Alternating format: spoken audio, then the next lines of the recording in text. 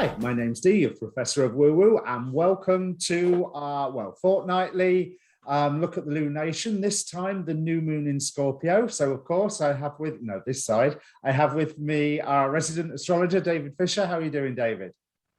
Hey, Dee, nice to be here. I'm good. How are you? I'm good, thanks. So, first thing, new moon, new hair? Yes, we start off with change, right? I just came in with characterized so we could speak about this important new moon that we're having today. So, how important is it? What you got to tell me about it this time?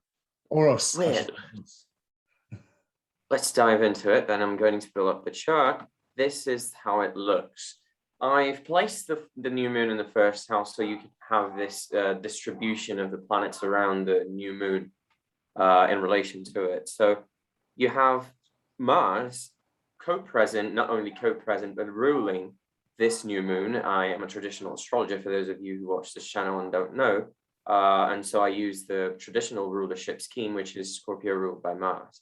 So that already signifies the new moon by itself already signifies some kind of new awareness or some kind of new instinct or new impulse in an area of your life, which is, defined by which position the sign occupies in relation to your ascendant, so which house it falls in. And Mars in itself already also signifies new impulses, pioneering and things like that. Now, this new moon, with all that said, is also exactly opposite to Uranus, which is the bringer of change. It is a planet of instability. It shakes the ground of things that are happening. So this omen in the sky right now is telling us that is a very volatile moment. It's a very important moment. It's like a pivotal moment where people come up with new ideas and new forward thinking, because of outdated processes that they need to leave. And now with this new moon, they become certainly obsolete. They become, you become compelled to take a new form of action that's long-term because of some disruptive event that comes about. This is the gist of it initially. I'm saying this is going to be more of a disruptive kind of feeling because it's a malefic sign, and these are malefic planets involving this configuration. A malefic means uncomfortable. Malefic means things that you would rather not have to think about. You would rather just impose your will over. So they would just, so you would just topple your enemies, or you would just get over any barriers in your way. This particular new moon is showing us how we need to make more effort, how it's not just about imposing our will, but it's more about learning how to surf the instability that has been caused by these continuous squares from Saturn to Uranus, for example, that we've been facing the whole year. Now we see ourselves with this new renewed power, renewed focus, but we still see ourselves impeded in lots of ways. So this impediment is going to become a little more emphasized right now, and it's good because of the malefic nature of these aspects, and it's going to allow us to eliminate things from our path that are not serving us anymore, but it's not necessarily going to allow us to right away get the results that we expect. It's going to be a long-term process. This is a dismantling of a long-term thing that is obsolete, that has been obsolete for a while, and we've been throwing out for the past lunations, if you've been following our thread.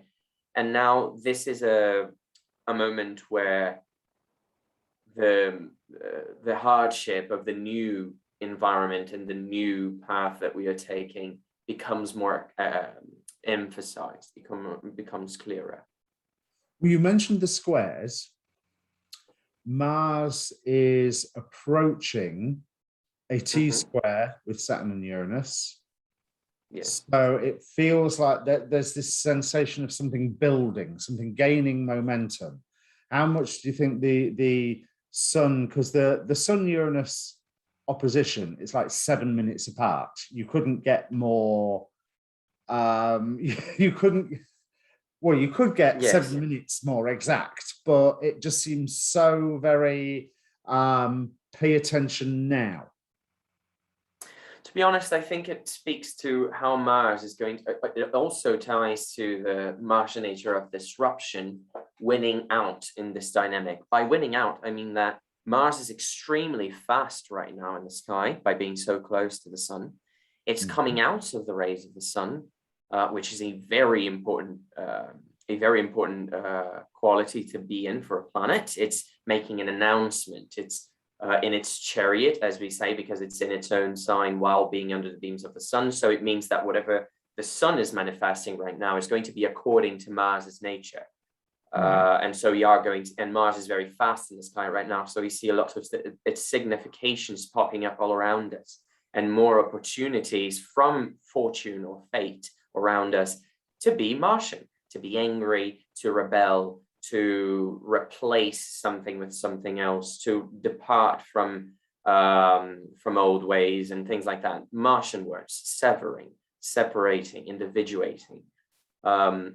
With a lunation there, it indicates that the moon is very badly placed. But let's talk about Mars first. I'm going to finish talking about the Mars square to Saturn that you mentioned. Sorry.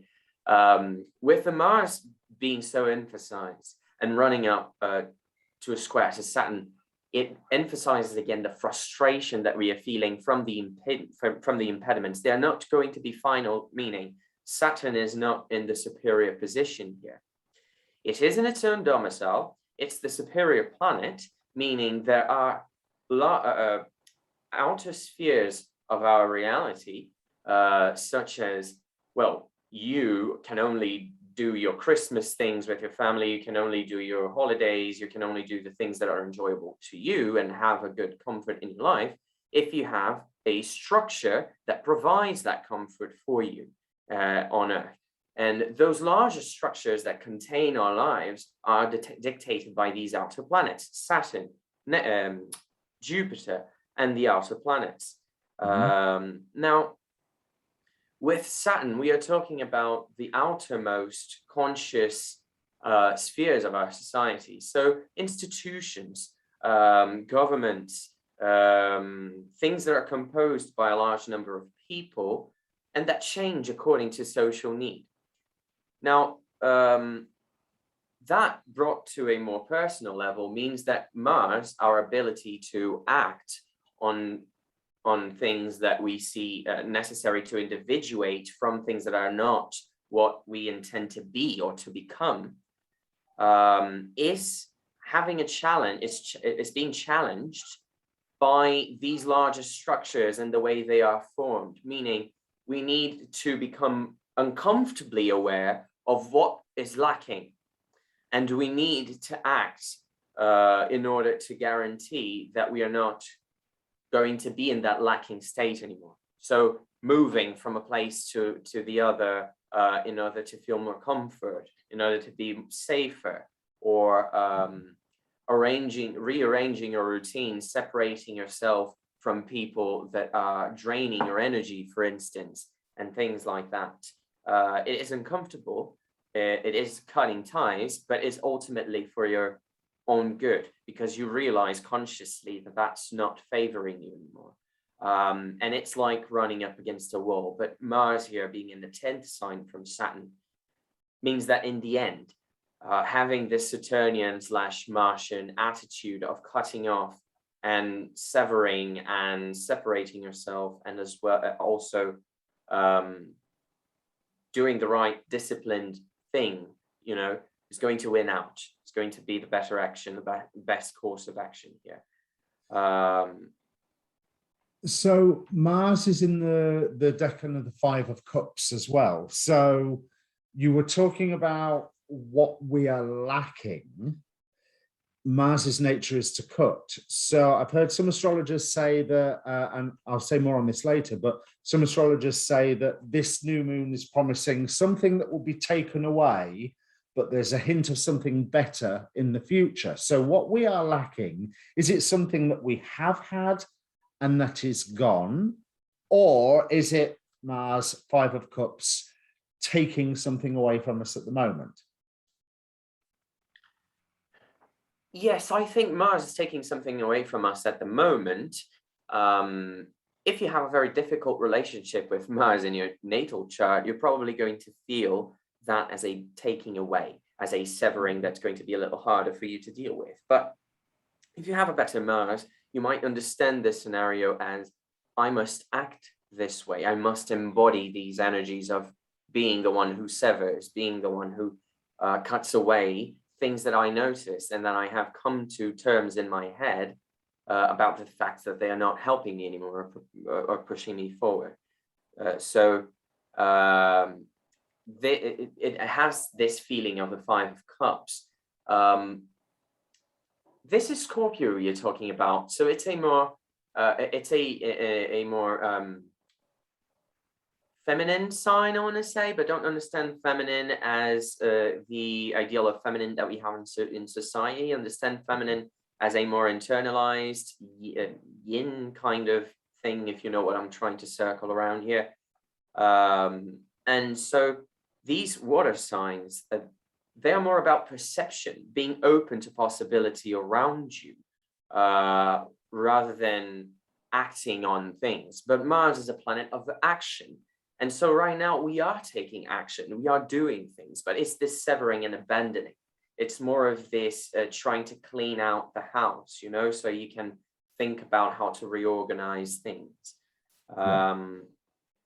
So yes, it's promising a good thing, because it's after you have cleared out the space that you can have a new idea of what to do with that space, how to repurpose it. And that's how it's promising to be more fertile. We have also Venus going to ingress into Capricorn and Mercury to ingress into Scorpio, suggesting also newness, suggesting also that we are going to have new creative impulses from these actions of severing or separating or isolating from what's external, that's not serving a purpose anymore. The more I'm looking at this chart, the more I'm seeing the promise of, and that's like bad today, good tomorrow sort of feeling. I just look, the degree angel who's looking after Mars is Jabamia, who is about recognizing design beneath disorder, alchemy and transformation. So again, there's this sense of examining, I mean, certainly seeing the design beneath disorder. That design may be positive or negative. Do you know what I mean? It may be a design that, yeah, you want to get rid of and you want to change. But of course, it's Scorpio. But remember that all the angels, when it comes to what degrees they rule 5 separate degrees that are almost a pentagram around. So it's really interesting that Jabamia's nature about alchemy and transformation, this is promising a transformation here with the new moon. And I think that energy being in Scorpio is going to have quite a bit of extra welly, but I don't think it's going to be a smooth process. No, it's never smooth. I mean, you have a lot of malefic influence. There is hope, because Jupiter is in its direct now, and it's about to go into Pisces again, move it into its own power. It's gaining speed, such as Saturn, and they're both very prominent in their own homes. However, even though there's hope, Mars is still winning out by being in the superior position, and the moon, which is the symbol for fertility itself, alongside with Jupiter, which provides opportunity for that particular seed to grow. Both, they're not in that good a position. Jupiter is being ruled by malefic, and Mars is ruling the whole dynamic. The moon is in fall, so you don't really have that sense that things are going to get better at first. You kind of hope they will, in the sense that you have a cognition, you have a a sense of how they could improve, and the situation is not as bad as it seems, but you're going to be, the feeling is probably going to be pretty gloomy around it, and it's going to be a perception of, well, this is the harsh reality of life and I just have to endure it. And the best path to it, I would say, is enduring, is having that sense of, that stoic sense of endurance. Which is not to say it's going to last forever, as you were saying. I do think this is going to progress it's going to be a lunar eclipse in Taurus, the full moon to this particular cycle. But it's just emphasizing that our sense of how we can make the ground fertile henceforth is changed. We thought it was going to be fertile one way. We thought it was going to be promising through that idea, but then the universe comes and tells you, well, hope's still there, but you have to rearrange. So where are you, this is going to sound awful, where are you seeing that hope? And what I mean is within the chart, where are you seeing that? As I said, Jupiter is a symbol of hope, and right now being direct and being about to enter Pisces. It's going to enter Pisces by the end of December, so after the eclipses. But right now you're solving issues that were not quite clear in our heads about after leaving the whole pandemonium. Of course, many people didn't leave the pandemonium yet of the pandemic, and we're not to leave it for yet a few years, I suppose. But the thick of it, of how would the world look like now? What are we doing? What's going on? Now we know what's going on. Now we can account for the facts as they are. And so hope is there, with Jupiter having that ability to bring us new opportunity, which is a Jupiterian word as well, because it's fast, it's direct in motion, and it's being received by its lord Saturn just before it enters its own power in Pisces. So there is, as you said, a lot of promise there. Mercury is also going to go into Scorpio, and that might feel a little bit anxiety producing, I would say, because Mercury makes Mars overwork. It brings a lot of instability to something already volatile. So it might be just the spark that we need to get things going, even though we don't know exactly. We had to replan, we had to reschedule, and things like that. But it's also helping that Mars again is domiciled. So all of these things are going to be contributing for the Martian perspective. So Mars wants to individuate. Mars wants to separate from what's not good anymore. Mercury being there is going to bring more instability because it's going to be seeking more facts to base its own agenda. And these facts are going to concur to what Mars is thinking. It's going to be like, okay, I see this as that, so I'm going to act like this, and Mars is going to be more assertive. We are going to feel more assertive about our own actions, especially while the sun is also present in that dynamic. A sense of self-righteousness, for instance, which is kind of dangerous if you're an authoritative lunatic. But if you are well balanced, let's put it like that, and you know how to live with other people around you without imposing your own will, but just moving things around so you are walking towards a path that you consciously decided for yourself, and that's in your best interest. If you are disciplined enough to move pieces around for yourself to do that, then you're probably going to take a lot of profit, although not much enjoyment from this situation.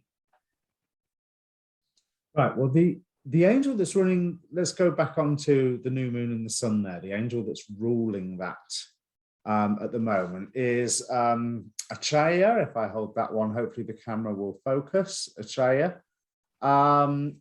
And Acharya here, if I bring my details up, it's about patience. It talks about revealing secrets of nature, of spreading knowledge and industry. And here I've got that it's that old, we've mentioned Achaya before. It's the DNA of the soul angel, the seventh name of God, and means the patient God. So I really get the impression with this and with some of the aspects that are there, because I remember that the one planet is in the decan of the Four of Swords, and I can't remember which one is off the top of my head. I'll have to look that up in a minute. It's Mercury. There's all this, just for the moment, be still. There's so much going on around, you, and transformation is happening. And the best way that you can absorb that, or I don't want to say transmute it, but integrate it, that's the phrase I'm looking for. The best way you can integrate it is just for the time being, be still, because it will start to make sense. It will start to come around. It shows promise. Even with the way the angels and demons are interacting with the chart, there is one angelic aspect on this chart, which is between the North Node and Neptune. So let me just bring my details up here. Yeah. While we're on that, I just want to mention really quickly that with Saturn being in the ascendant in relation to Mars being in the 10th, like if Aquarius was the ascendant of this chart, Mars would be in the 10th. That's what I mean. It could indicate that it's the larger spheres of our lives that I was mentioning that are going to bring about the motivation, that inner impulse, although uncomfortable, to act. So Mars is not going to take action by itself. So if you are in a very agitated state, as you were saying, be still. Things are going to unravel themselves, and you are going to be called to action. So I would adopt this attitude of being attentive, not looking for battles, but choosing those that are already presenting themselves to you in accordance to what you know you can handle. There's another way I could look at it as well, though. It's, do not for one moment think that nothing is happening. Things are happening, and you may be called to be still because there is so much going on, so that you can just cope with everything that's going on. Or conversely, you may be feeling still, and it's this sort of, well, where's all this change? Where's all this transformation? But with, like I said, what is it with Achaya, reveals secrets of nature. There's stuff going on under the surface. And then the promise of Uranus is, at some point, someone will run up to you in the street and slap you around the face with a fish, just to, give you that bizarre moment for you to have, oh, okay. And then once you see it, I think you'll see, actually, yes, I can see that that's been building for a while. But it's not until it pounces on you. Another reason I was saying that, like I said, the only direct angelic or goetic aspect where they're sharing degree rulers is North Node and Neptune. And here we have a Noel who fortunately protects against accidents, although we were discussing this earlier, weren't we? But to me, is the fact that it's the same angel is drawing attention to all the interrelationships between those two positions. What draws me is the tarot decans, the North Node in the Eight of Swords, and Neptune being within the Ten of Cups. Now, there's an urge to be hungry for the good things there, but there's also the, if you're stressing, no, good things are coming. So just do what you can do to free yourself from that stress. Take off those ropes, step out from them swords, take off the blindfold and start moving your feet, but gently. There's no hurry right now because nothing is going to come around immediately. We've got that, like I said, Mars coming into the T-square. I would say, because isn't that around the 7th? Isn't that around this weekend that T-square completes, or is it next week? Is that I've got either the Um, 7th or the 11th in my head? I think it's next week. I'm not sure. Mars might be a bit faster than I'm accounting for here. So I think, yeah, it might be this weekend, but I'm not sure. I'm not going to affirm I that. feel that that's the bit where we're really going to see some activity. So if you have the opportunity to be still, enjoy it. If you don't, if you feel like you don't have the opportunity to be still, do something about it and try and find some stillness. I mean, that's the major message that I've been getting as I've been looking at all of there's a loads of angelic relationships between the planets and their 12th parts, or the goetic relationships between the planets and their 12th parts, everything implying on it's not here yet, or it's under the surface, or it's coming. So right now, I think stillness to allow transformation to happen, that's not necessarily going to be visible immediately, looks like the great driving force here. What do you think? Yes, I think it's a good way to put it. Like we have to wait for things to develop when we take in certain actions. Sometimes life makes us wait for things to, grow. And right now we might have that urge to, try and reap the fruits earlier than they're due. So we might ruin the whole process if we want to do it like that. Because Mars has a lot of destructive power here. It's not the most likely scenario unless you're having a really, really bad time with the malefics in your own personal life. But it's still a malefic energy that should be handled cautiously and patience, and having a pace, a determined pace to do things, and making an effort to try and bring that pace into your life, as much as life seems to be resisting it at the moment, is what is being incited right now. Have you found that life has been hectic recently? Because I know mine certainly has sped up from, say, Yes. 4, 5 months, 6 months ago. It's Yes, definitely. non-stop. Yeah, I've been moving around. I've been moving around a lot lately. Yeah, still. What about that last gasp of Venus in Sagittarius? Well, something to say about that is that there is a building sextile between Venus and Mercury that's been building between Libra and Sagittarius for a long time, and I believe that because they don't complete the aspect before they ingress into the new signs, meaning Mercury and Venus are going to sextile at 0 to 1 degree of Scorpio and Capricorn. Yeah. It might have this sense of something that built up, some expectation that built up, because Venus is in Sagittarius, and Mercury was answering to Venus. It feels like we were conjecturing ways of materializing, that's Mercury, our desires, which is Venus, according to our hopes, which is Sagittarius, Jupiter. Now, that particular scenario might have seemed very supportive, but now with the new circumstances that are going to be presented with all that we were saying, the square, the impediments, the frustration, those desires are kind of shifted, and we employ the things that we were going to direct to one purpose, we have to re-employ them into another. They work. They're going to be very good for this new thing that we are directing them towards, because you have Venus being in a Mars exaltation sign, which is Capricorn. So Venus is as well trying to give Mars some honoring, as well as Saturn here. So Venus might be bringing some harmony to the situation, even though it doesn't aspect Saturn itself.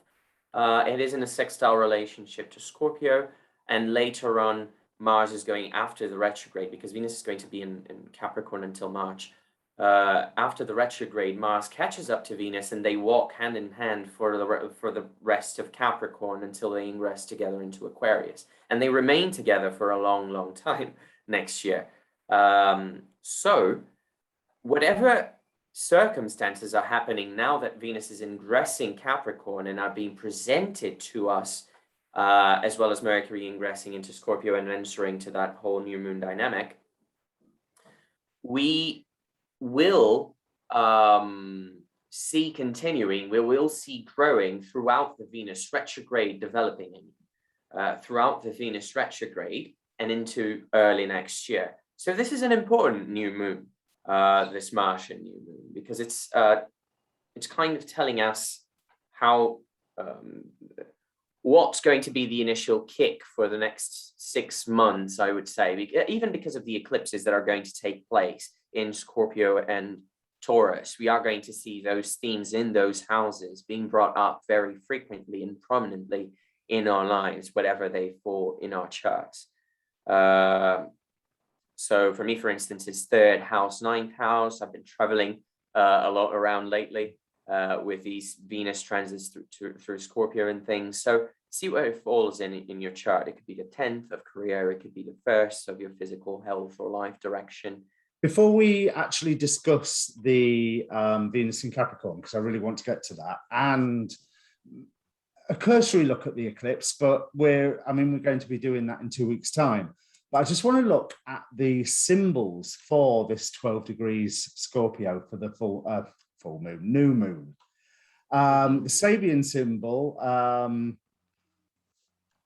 is it the Sabian symbol? Well, the symbols I have here, firstly, I think this is the inside degrees. Someone tells a joke and no one laughs, which I think is a really interesting symbol to go ahead with, because it talks about discordance between the inside of you and the outside of you, all the misunderstandings and conflicts and disharmonies.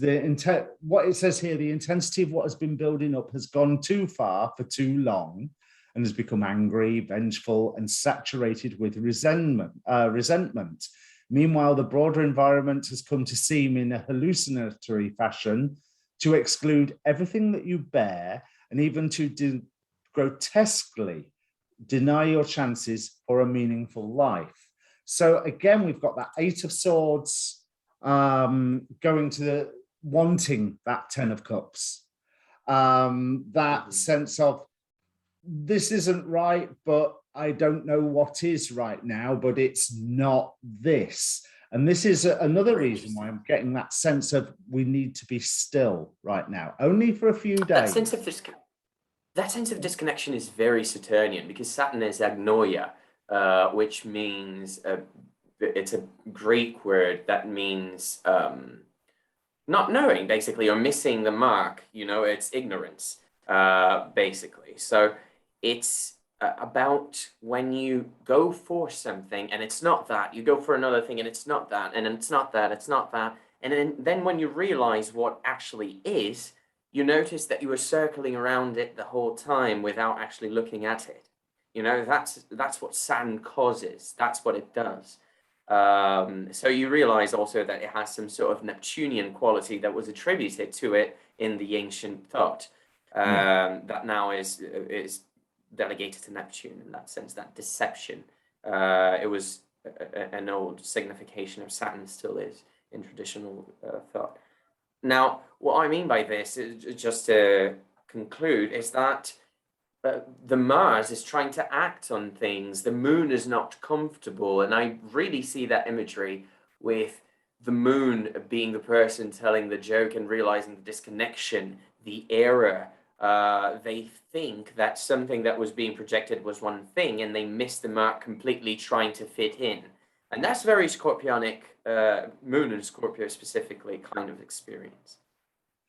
Now, it's the Omega symbol is the other one I wanted to bring up, because this sense of being still, and even if you're not seeing that transformation, it's occurring. So the Omega symbol for the 13th degree Scorpio, or 12 degrees, is an acupuncturist who activates points simply by holding a needle above them.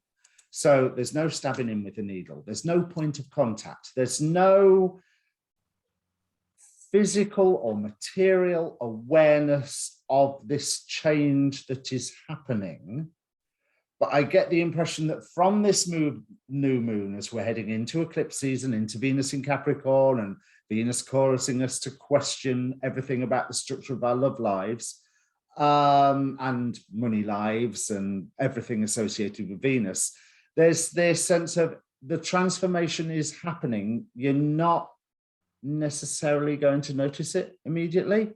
It's more like you're going to wake up and realize that it's already happened and you blinked.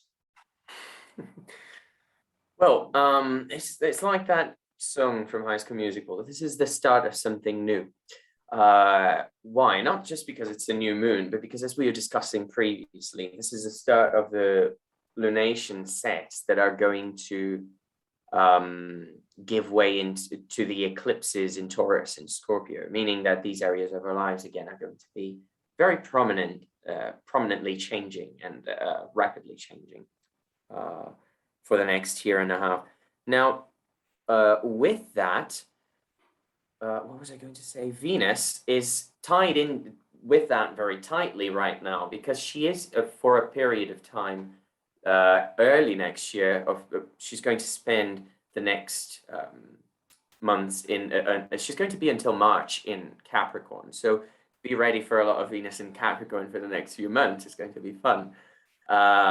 Venus is going to be directing our desires to our Saturnian minds. You know, we think about those larger structures. Venus is going to be dancing to Saturn's rhythm, which means we are going to be attracted to what is long term, to planning for the future. But Capricorn is a cardinal sign, meaning we are trying to do the best with what we've got to make a good base for planting ahead. So it's Venus directed towards the future according to the new determinations that we have made during the Saturn retrograde, meaning how do we see ourselves in society? What are our long-term goals?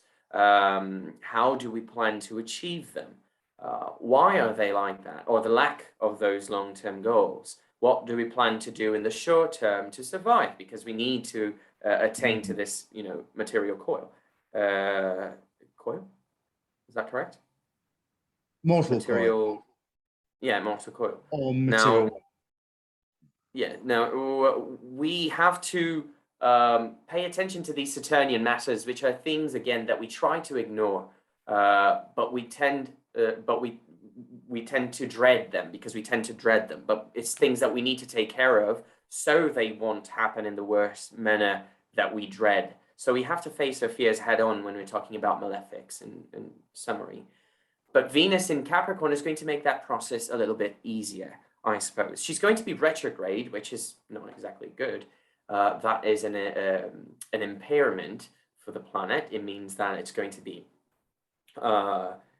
revisiting topics. It's going to be revising events that happen during the next few months. Are going to be talked about for an elongated period of time, and they're going to be meaningful in whatever houses Venus rules in your life and whatever house Capricorn falls within your chart. So look at those topics to see what's being affected and what's connected. So why is that all connected to the new moon now? Because Mars is exalted in Capricorn, so Venus has some affinity, not only to Saturn by domicile, but to Mars by exaltation as well, meaning that whatever purposes are instigated or brought out by Mars right now in your life, in that area of Scorpio, are going to have a direct impact and are going to be brought about or developed during that Venus, after actually the Venus retrograde. But Venus is also going to be preparing ground for that. When Mars is in Capricorn after the retrograde, it's going to catch up to Venus, and they're going to walk together into Aquarius, and they're going to be walking together for a long time. Venus is going to accompany Mars while it's in its exaltation. And then when they're in Pisces together, Venus is going to be a little bit after Mars, I think.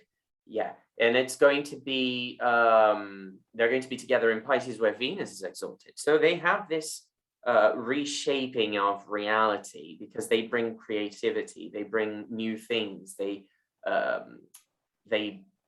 on top of destruction, they are like the fertilizing thing that covers the ground and allows plants to grow again. Yeah. Passing through those areas.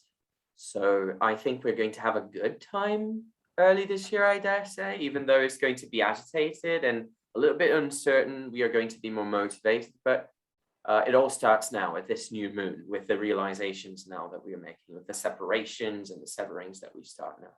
And we're coming up to another Mars retrograde as well towards the end of the year or the start of. Oh no, yeah, that's going to be a year from now. So. Oh, is it? All right, I've got my dates confused. That's actually relieving, because like I say, all this Venus in Capricorn business, 3 months there, that's my 7th house, you know. So yeah, that could be either really good or really tiresome, you know. It's we'll see how that goes. Is there anything else you want to point out about this full moon or the eclipses, or can we concentrate on the eclipses next time? I think we can do a lot with the eclipses next time if we just give it, a lot of thought during the next week. But one thing I want to say is that just pay attention to these two next lunations, because they are a previous. Even the transit of Venus through Scorpio, maybe for you, if Venus is a prominent planet in your chart, or if you have Venus as a time lord, if you know what I mean, through techniques of activation of point in your chart. Then these last transits of Venus through Scorpio, the past couple of moons in Scorpio might have been important, and that might have brought up some themes that are going to be brought up around the eclipses and that are going to be developed throughout the eclipses. So that's what I'm going to say. Right. So in which case, what have you got going on? How's the website going? It's there. It's in the first place, astrology.com. It has my services available there with their prices, and if you need to contact me, there is a form you can fill out, and you will contact me through email, so we can arrange a meeting if you want a reading or anything like that, or if you have a question, just pop it there and I will be answering them shortly. So I have also my Instagram in the first place, and that's it. Well, we're filming this on the new moon. I personally feel like I'm wading through mud today. So if you're feeling exactly the same over today or the next few days, to quote A Course in Miracles, it's okay, because there's a lot going on under the surface, it appears. Certainly that's what the charts would say. So if I manage to upload this in time, because it has to be today, then I'll be appearing on DH Thorne's live stream at 10 p.m. Eastern. Now we've fallen back an hour, so whatever time it is, wherever you are in the world, because some people have fallen back and some people haven't, but 10 p.m. Eastern, I'll be appearing with DH Thorne tonight, all being well, technology, God's willing, middle of the night here, so hopefully I will be awake for it. But in the meantime, yes, be still. And if you're being forced to be still, don't worry, that's okay. Things are going to take off soon enough. So don't forget to like, share, subscribe, all that good YouTube stuff, and we will see you in a couple of weeks. Cheers.